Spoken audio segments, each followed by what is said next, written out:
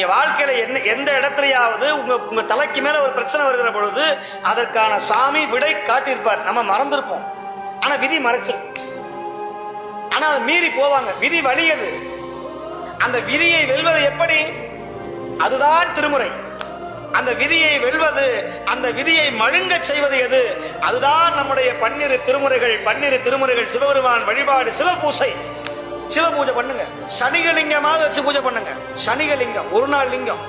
நான் அடிக்கடி சொல்றேன், தீட்சை பெற முடியலையா, லிங்கம் வச்சு பூஜை பண்ண முடியலையா, பச்சரிசி மாவு, சந்தனம், கல்கண்டு, ருத்ராட்சம் எதுவா இருந்தாலும் வெண்ணெய் அப்படி உள்ளங்கையில வச்சு பூஜை பண்ணி அதை உள்ள உட்கொள்ளுங்கள். இல்ல மார்பள லிங்கத்தை தரித்துக் கொள்ளுங்கள். எப்படியாவது சிவபூசை பண்ணுங்க. அதுவும் முடியலையா, ஒரு பதிகமாவது தினந்தோறும் பாராயணம் பண்ணி விடுங்க. ஒரு பதிகமாவது, ஒரு பாட்டாவது